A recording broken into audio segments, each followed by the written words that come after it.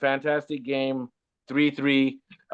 Barcelona holds the ball, plays spectacular pass the ball, but Barcelona, Inter Milan already exposed, but other teams have exposed Barcelona in which you can beat them on the counter and you can beat them in set plays, and they take too many risks. They play a very high line, so it's going to be trouble for them. What are your thoughts about Yeah. that, Kunle, about in general about the play? Yeah, yeah. Yeah, that was a very exciting game from the get-go. What I noticed about that first half was that Barcelona had 10 attempts at goal to Yeah, Inter's three, out of which Inter scored two of those three. yeah, Barcelona had most of the possession. De Jong was the player that kept the ball in possession for Barcelona, and he did a very good job of that. He had the most possession, most completed passes. Um, I think Inter also played to their strengths. They don't need to have possession in order to play well. So both teams actually played to their strengths, and it did make for a quite exciting game. yeah. Um, It's a matchup, so they're both opposite teams. So it's like the classic matchup.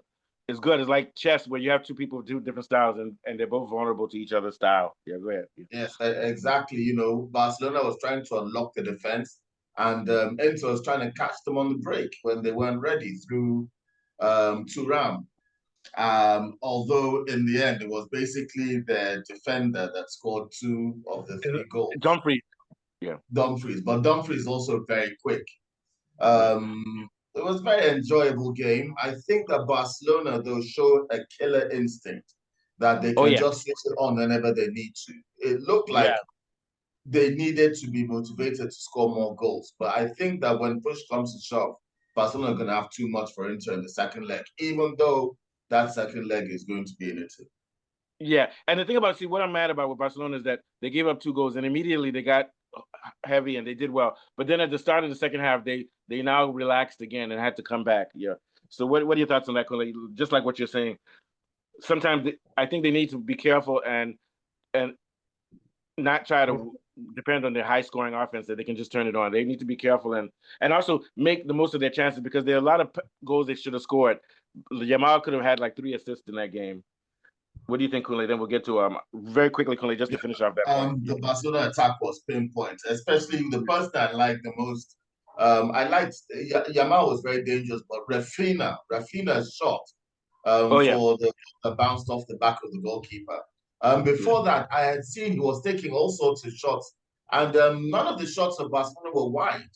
It was as if yeah. No, they he was were on point. using Terminator targeting. Everything had to be saved. Did you see that header he did, which was an assist? They said it was an on goal, but he did the header that allowed I think it was Torre Ferran to score, but they Yes, said it was it on. bounced off the back of goal, Yeah, went inside. he It's a might have. deflection into the goal. Yeah, he to me, he's not too far behind Yamal as their best player on their team. They're both very close. Those guys are both good. You What do mean you you think? mean Rafinha? Yeah, Rafinha, he's up there. He's just almost just as he's just as important as Yamal for that team. That guy is bloody Yamal. man. Did you see that header he gave to the guy that scored? They said it was an on goal, but to be honest, that was I really think an assist. I think that's another thing I would like Arsenal to copy from Barcelona. You can see how that they started shooting from Is outside that with Deka? Rafinha. Yeah. Assuming they didn't shoot from outside. How do you think most of their goals is going to come from? Like you can't just be playing without shoot. Sometimes you just have to Tiki shoot from Taka. outside.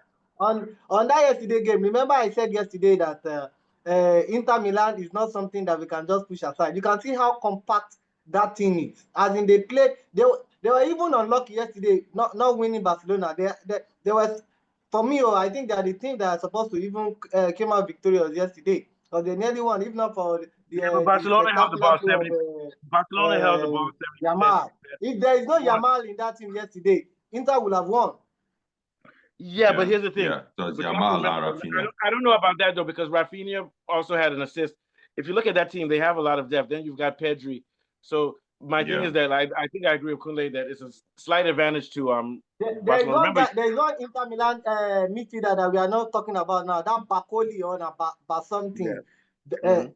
That guy is, as in, go and look that yesterday match again. He held that midfield yesterday. Even Pedri, you Yeah, can see that but even if you look Pedri at but Said, if you look is at the not really stats, there that yesterday. Said, if you look at the stats, Barcelona held the ball for 70%. So it's clear Of that course, they have a Barcelona better is midfield. always the team Inter winning they will possession. always wait for Barcelona to But if get you a look loose at the ball counter to attack get and them the on way they counter. Yeah, counter attack. You can see how compact they are. And Look at that this second time goal. they're always purposeful. Yeah, that second goal that Torres scored, like you guys said, was a long shot. It was a dummy by Rafinha. Rafinha pretended like he was going to get the ball, then he let Torres get it and shoot it from distance.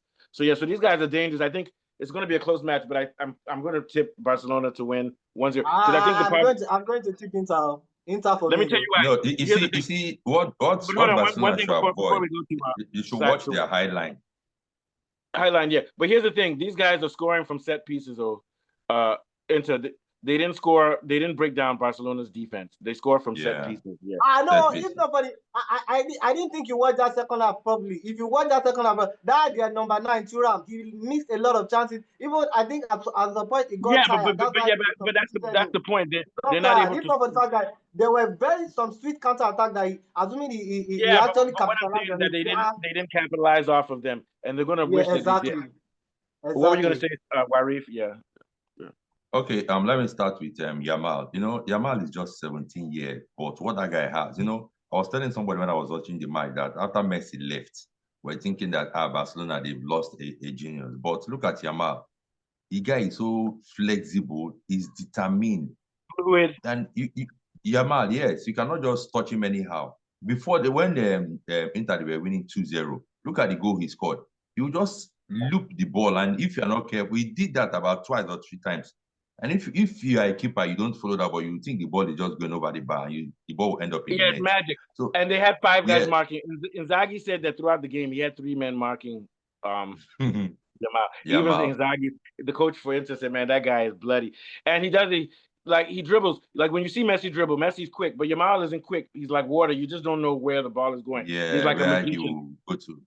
And what he does is he passes the ball into the goal. He always passes it. That signature play where it's something that they trained and they know what Yamal can do. Someone said that when Yamal is playing, he's already thinking 5 moves ahead. So you say, I'm going to stop. He already knows the 5 moves. He's very good. What's your thoughts, Kool-Aid? Yeah, on Yamal. Yeah, I think that the game, Barcelona that dominated possession. The thing about these Italian sides is that they like to win with low possession. I've seen these Italian sides have 70% possession and win a game 3-0. So as much as Barcelona tended to have the better chances and held on to the ball for longer, Inter Milan can be very deceptive in the sense that they're playing to their strengths. They want Barcelona to play that high line. That's how it is. They can catch them offside, so they can catch them off guard. The only problem from Inter though is that even though they gave possession to Barcelona, they also gave up a lot of shots on goal, and Barcelona broke down their defense. That's the only thing they should be worried about. It's okay for them to have less possession, but they're going to have to do a little bit better. I don't think with the likes of Rafinha and Yamal in your team, I don't think there's any defense that they can't break down. And Pedri, and this guy's coming. This guy's coming back. Now you hold up. And what's his name is coming back? What's his name is coming back? Lewandowski is going to be back. That Ferran Torres too. Torres is good. They may even keep Torres and put Lewandowski on the bench. But either way, those guys will. If one of them doesn't play well, they'll bring the other one in. Yeah.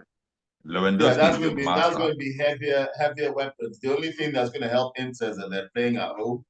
But Barcelona are not faced by playing away from home, and with players like Torres and Lewandowski coming in, and they're already making all kinds of dents inside that Inter Milan defense. I think Barcelona just had a few lapses. I don't think they're going to make as many lapses in the second leg. No, they won't. They need to be careful though, because I think Koundé is injured. Koundé didn't have a good game. Barcelona could have killed him.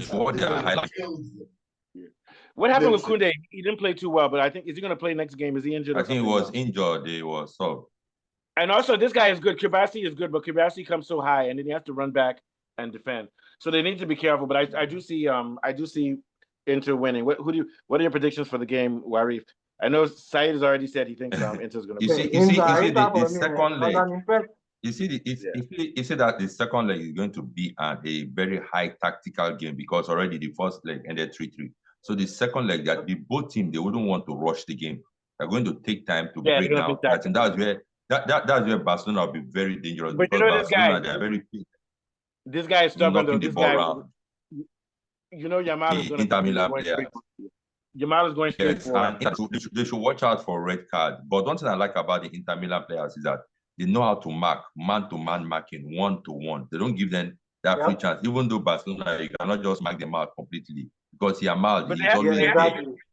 Barca unlocked that defense, so despite the man-to-man, whatever, they will for sure. Actually, but they still held them down. Oh, they still held them down. Yeah, most of they broke down that Inter Milan defense at will.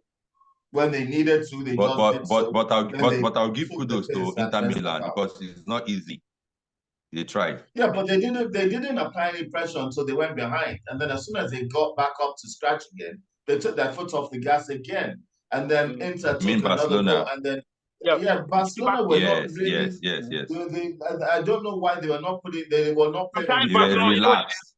They play open. They wanted to absorb Inter, and Inter didn't allow them to absorb them. And they sort of sparred. And whilst they sparred, Inter they were indecisive and they got caught in the midfield, and that was what allowed Inter to strike past and catch them and steal, because those goals were stolen.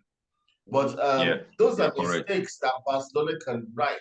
Whereas the way that Barcelona broke Inter down was simply through I'm just a better footballer. They broke it down with skill. Because Barcelona, they've been making mistakes. To me, I would just advise the Inter coach to just at least probably put 2 man on Yamal. If they can hold Yamal, all his runnings into the middle of